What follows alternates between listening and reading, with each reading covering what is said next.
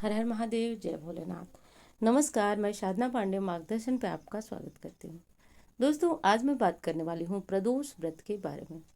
जब सावन का महीना हो और प्रदोष की तिथि हो, दोस्तों इससे पुण्यदायी तिथि अन्य कोई हो ही नहीं सकती। आज के दिन भगवान भोलेनाथ का एक दुर्लभ चमत्कारी जो कि शिव पुराण वर्णित है। ये उपाय करने से व्यक्ति के जीवन में चाहे जितनी समस्या हो वह निश्चित रूप से दूर हो जाती है। और हाँ, इस चीज़ को मैं यूं ही हवा में नहीं कर रही हूँ, आपको मैं यहाँ पे प्रमाणित कर दूंगी कि ये उपाय किस प्रकार और कितना ज़्यादा फलदायी है। अगली चीज़ है दोस्तों कि जो काम आपने बहुत ज़्यादा व्रत रखा, बहुत ज़्यादा उपाय किए, बहुत ज़्यादा हद तक आप परेशान हैं किसी काम से और वो पूर्ण नहीं हो रहा है, तो ये उपाय शीघ्र 100% फलदायी होता है। बहुत जल्दी इस उपाय का असर व्यक्ति के जीवन में देखने को मिलता है। देखिए, वैसे तो शास्त्रों की ये महत्ता है कि कोई भी उपाय करने के बाद लगभग 3 महीने तक हमें भगवान भोलेनाथ के चरणों में जो है समर्पित रख कर के प्रतीक्षा करना चाहिए कि उस उपाय का प्रभाव हमें कब हो रहा है। इसका अर्थ यह है कि 3 महीने तक हमें ये सोचना चाहिए और प्रतिदिन भोलेनाथ से प्रार्थना करना चाहिए कि हमें हमारे उपाय का शीघ्र जो है फल प्राप्त हो, क्योंकि 3 महीने के बाद भी इस उपाय का फल हमें प्राप्त होता है। कुछ भक्त बहुत अधिक निराश हो जाते हैं, उनको लगता है कि उनके किए गए का उपाय का उन्हें फल नहीं मिलता है। लेकिन 3 महीने तक आपको इस उपाय को करने के बाद प्रयासरत रहना चाहिए। प्रतिदिन पूजा पाठ जो भी सामान्य करते हैं आप, करने के दौरान भोलेनाथ से प्रार्थना जरूर करनी चाहिए कि वो आपके किए गए उपाय का 100% आपको दे। चलिए, अब मुख्य बात की तरफ चलते हैं। देखिए, कल जो है वह प्रदोष है। कल यानी कि 9 अगस्त मंगलवार का दिन पड़ रहा है। प्रदोष तो सभी शिव भक्तों के लिए महत्वपूर्ण है ही, लेकिन जो लोग बहुत ज़्यादा कर्ज से परेशान हैं उनके लिए और अधिक विशेष है। जो लोग भूमि लेना चाहते हैं, ये भूमि यानी कि ज़मीन खरीदना चाहते हैं, प्रॉपर्टी बनाना चाहते हैं, या फिर जिन लोगों के भाई बहन के रिश्ते में विवाद है उनके लिए बहुत ज़्यादा महत्वपूर्ण है। और जो लोग अपनी अपना वाहन लेना चाहते हैं उनके लिए भी ये प्रदोष बहुत ज़्यादा महत्वपूर्ण है। जो लोग विवाह में जिनके विलंब हो रहा है उनके लिए भी प्रदोष बहुत ज़्यादा महत्वपूर्ण है। तो सब मिलाकर एक चीज़ आपको बता दूं कि सावन का महीना चल रहा है और प्रदोष का दिन हमें मिल जाए और शिव पुराण का ये उपाय कर ले, तो मैं विश्वास के साथ बता सकती हूँ कि हर प्रकार के दैहिक दैविक भौतिक हर प्रकार के तापों से मुक्ति मिल जाती है। और ये मेरा कथन नहीं है, ये शिव पुराण का कथन है। अब दोस्तों, एक चीज़ आपसे कहना चाहूँगी कि वीडियो देखिए, अच्छी लगती है तो लाइक किया करें, चैनल को सब्सक्राइब जरूर कर लें। और इंस्टा पे फेसबुक पे मुझे फॉलो करना चाहे तो कर सकते हैं। मेरा नंबर है जिस पे किसी भी प्रकार का ज्योतिषीय सलाह लेना हो तो ले सकते हैं। आज के दिन आप व्रत जरूर रखें, यदि रखते हैं तो बहुत अच्छी बात है। नहीं तो जैसे कुछ भक्त सिर्फ सावन के प्रदोष का ही व्रत रखते हैं, तो आप ये काम भी कर सकते हैं, सावन के प्रदोष का भी व्रत रख सकते हैं। और छोड़िए व्रत, यदि किसी कारण से व्रत नहीं रख पाते हैं तो बिल्कुल भी परेशान ना हो। इस उपाय को संध्या काल में करना है, लेकिन आप किसी भी कारण से संध्या काल में नहीं कर पाते हैं तो आज का प्रदोष बहुत विशेष है। जैसा बार बार मैं बता रही हूँ, इस उपाय को आप पूरे दिन में कभी भी कर सकते हैं। तो मंगलवार का दिन कभी भी आप इस उपाय को कर सकते हैं। उपाय को करते समय आपका व्रत होना आवश्यक नहीं है। यदि किसी तरह की शारीरिक पीड़ा है, कष्ट है, तो आप जो है सादा बिना लहसुन प्याज का खाना खा लीजिए और इस उपाय को कीजिए। लेकिन मेरा कहना विशेष यही होगा कि ये उपाय करते समय यदि आप उपवास आज के दिन कर लेते हैं तो उपाय जो है आपको श्रेष्ठ फल देता है। सबसे पहला काम करना है दोस्तों कि आपको सुबह सवेरे उठना है और कहीं भी शिव मंदिर दिखे आज जल जरूर डालने जाना है। शाम के समय आप लोग की एक दिक्कत होती है, आप लोग बताते हैं कि दीदी हम नहीं जल दे पाते हैं, क्योंकि हमारे यहाँ शाम के समय भोलेनाथ का श्रृंगार हो जाता है, पूजा करने की अनुमति नहीं है। तो देखिए, जो मंदिर का नियम है उसमें कर नहीं सकते हैं कुछ, लेकिन एक काम किया कीजिए कि फिर भी आप प्रदोष काल में जाकर भोलेनाथ का पूजन आराधना नहीं कर पाए तो दर्शन करने अवश्य जाया कीजिए। ये भी नहीं कर सकते तो सुबह सवेरे किसी भी शिवालय में जाइए और वहां जल अवश्य डालिए। जल डालने के उपरांत दोस्तों, भोलेनाथ की जो भी पूजा आराधना आपसे हो सकती है, जो भी का अर्थ हुआ कि सबसे पहले दूध से, दही से, घी से, शक्कर से, शहद से उनका अभिषेक कर ले। पुनः जो है शुद्धोदक स्नान, साफ जल से उन्हें स्नान कराएं।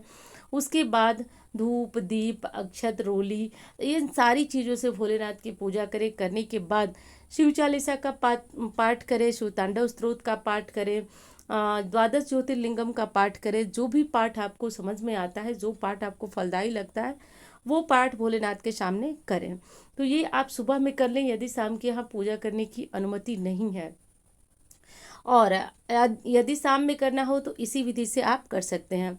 अब चलिए मुख्य उपाय की बात जान लेते हैं। मुख्य उपाय में आज आपको क्या करना है, देखिए शिव पुराण में वर्णित है, सूत जी ने बताया है कि मनुष्यों के कल्याणार्थ यदि सावन का महीना, ध्यान दीजिएगा मेरी बातों को, सावन का महीना हो और प्रदोष की तिथि हो, यानी कि 13 तिथि हो और सावन का महीना हो, और भोलेनाथ का विधि विधान से अभिषेक किया जाए। देखिए अब तो आपको बातें लग रही होंगी कि अब बहुत साधारण बात है, लेकिन यदि भोलेनाथ का अभिषेक हो तो भक्त और भगवान दोनों का ही जीवन बहुत सुखमय हो जाता है। भक्त का इसलिए सुखमय होता है क्योंकि भगवान का आशीर्वाद मिलता है, और ये स्पष्ट रूप से लिखा गया है कि भोलेनाथ का अभिषेक होता है तो भोलेनाथ अभिषेक प्रिय हैं। ध्यान दीजिएगा मेरी बातों को, भोलेनाथ अभिषेक प्रिय हैं, और जब हम उनका अभिषेक इस प्रकार विशेष तिथि में सावन के महीने में करते हैं तो उन्हें भी बहुत अधिक आनंद की अनुभूति होती है, क्योंकि वो अभिषेक प्रिय हैं। तो अब ये अभिषेक करना कैसे है, तो देखिए अपने घर में जैसे आपने अन्य दिनों में मैंने बताया था कि पार्थिव शिवलिंग का निर्माण कीजिए, तो आज के दिन घर में शिवलिंग है तो बहुत अच्छी बात है। फिर भी आप थोड़ी सी अच्छी मिट्टी लाएं, गंगा जल मिलाएं और बहुत सुंदर सा शिवलिंग बनाएं, छोटा सा शिवलिंग बनाएं। और प्रदोष काल में क्या करें कि आप पूरे परिवार के साथ बैठ जाएं।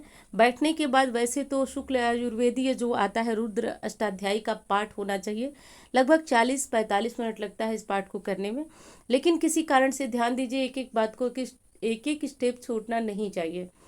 तो यदि ऐसा नहीं कर सकते हैं तो आप यूट्यूब पे या कहीं से भी आप पढ़ नहीं सकते तो शुक्ल आयुर्वेदीय रुद्र अष्टाध्यायी का पाठ लगा दीजिए, यानी कि मोबाइल में चलता रहे, और आप भोलेनाथ का पूजन और अभिषेक करते रहिए।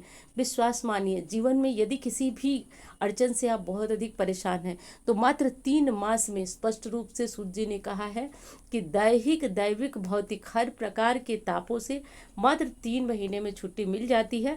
बस करना यह है कि घर पे मिट्टी का शिवलिंग बनाना है। शिवलिंग बनाने के बाद आपको, जैसे मैंने बात हमेशा ही बताती हूँ, फिर बता रही हूँ कि दूध से, दही से, घी से, शक्कर से अभिषेक कीजिए। और हाँ, एक चीज़, यदि अभिषेक के लिए श्रृंगी हो तो बहुत उत्तम है, क्योंकि श्रृंगी के बिना अभिषेक नहीं होता है। लेकिन श्रृंगी नहीं है, अब आप खरीद तो सकते हैं। श्रृंगी तो आप जानते होंगे, वो जिससे कि निरंतर सुई की नोक बराबर उसमें जो होता है छिद्र होता है, उससे निरंतर भोलेनाथ का अभिषेक किया जाता है। लगभग 40-45 मिनट तक अभिषेक का ये कार्यक्रम चलता रहता है। तो ये नहीं है तो आप छोटे से लोटे से थोड़ा थोड़ा जल गिराते रहिए, जल से, दूध से, गाय के घी से और गन्ने के रस से, तमाम तरह की चीज़ों से भोलेनाथ का अभिषेक होता है। तो हर तरह के अभिषेक से मनोकामना की पूर्ति होती है, लेकिन कुछ विशेष अभिषेक होते हैं जो कि हर तरह की मनोकामनाओं की पूर्ति कराते हैं।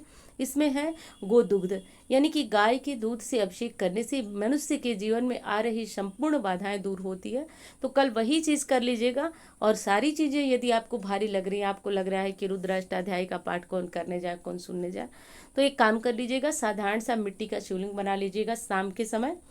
बनाने के बाद जो है, आप जो भी पूजा विधि आप आती है, मुझे पता है कि आप बहुत बड़े शिव भक्त हैं, फिर तभी जो है आप इस वीडियो को देख रहे हैं, क्योंकि मैं उपाय मन से बताती हूँ, दिल से बताती हूँ, और आप इस उपाय को दिल से करते हैं, और इसीलिए आपको बहुत ज़्यादा लाभ की प्राप्ति होती है।